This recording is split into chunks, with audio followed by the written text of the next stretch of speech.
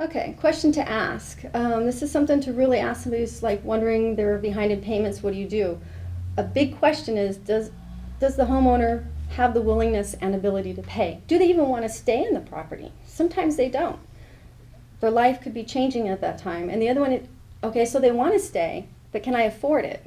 If I just lost my job, I can't afford it. If I just broke my leg and I was off work for a while and now I'm back in, yeah, I can probably get back on my feet. So there's important questions you have to ask yourself to know which avenue you want to go. And then the other question is, does the borrower want to retain ownership? Again, do you want to stay in the house or not? I'm just going to shoot through these. Oh, something else to let you know. Anybody wants copies of our PowerPoint? There's Josie near the door. She's one of our coordinators, short sale coordinators. And we also have a table in the corner. Sorry, I'm kind of putting this in the middle here. To add in your information, we'll send you a copy of the PowerPoint.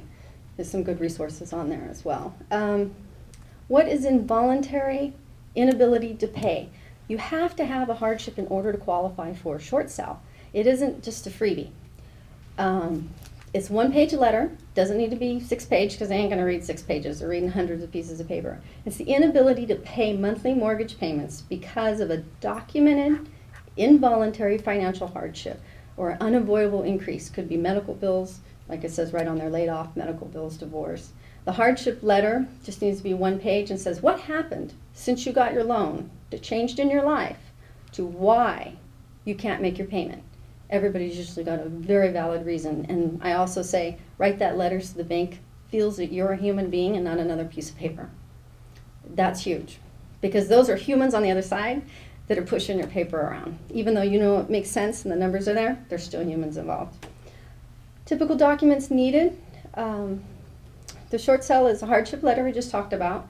Pay stubs. When you applied for the loan, you had to, it's pretty much the same thing. Now you got to show that you can't afford the loan. Before you were showing, allow me to have this loan so I can do this. Now you're saying, I'm really truly in this situation.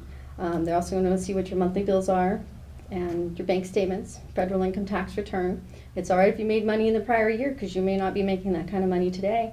And that's just the truth, and that's okay because you're just presenting it. And how long does it take? It can take 3 months, 6 months, or longer.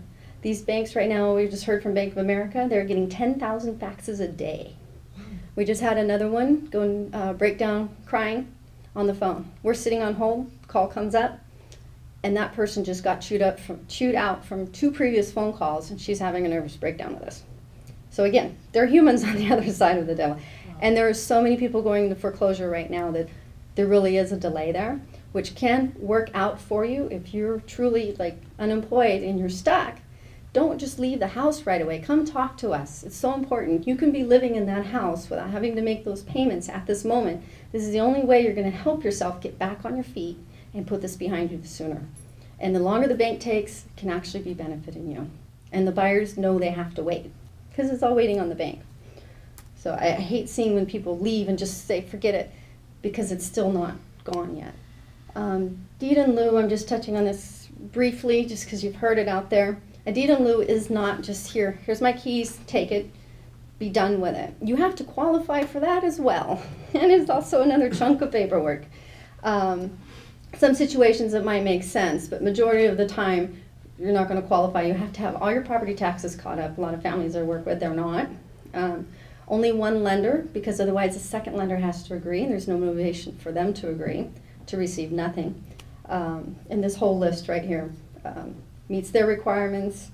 You are already unsuccessful at selling the property, and just talking to Countrywide or Bank of America the other day, the property still has to be listed. But who wants to list a house when they know that they can't? The agent isn't going to get paid for it. A little bit of a contradiction there, puts somebody in a situation. Working with us, we'd have the short sale already listed if that fell through. Usually that doesn't, but a deed in lieu would be somebody just handing it back. But it's not as easy as it sounds. When to consider a short sale, the borrower can't or doesn't want to keep the house. The borrower has a financial hardship. The expenses are larger than your income, because you show to the bank that it's not that I just don't want to pay for the house, it's that I truly can't pay for the house. So you're presenting that. And the borrower has a potential buyer, because you got to have a buyer in order to present an offer to the bank. And if you were denied a loan mod, your next step would be a short sale. And would you agree that once you make a decision of which avenue is right for you, that you want experienced professionals that know and care what they're doing to help you? There are a lot of people just now getting into the business. I would not want to be just now learning this. There's a lot of crazy stuff going on. What you used to at work, you present something, you get an answer. Not in this. Like I said, 10,000 faxes a day. No wonder they don't get our fax.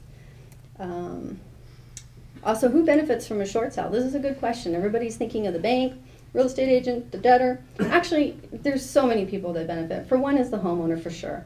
And they're actually attacking the issue and dealing with it. And the investor that owns the loan, the one that's actually getting the short payment and truly losing the $300,000 to $400,000 that they dished out. The servicing company, that's actually like Countrywide or Bank of America, they really don't own the loans. Like as Jeff said, there's investors behind that truly make the decision.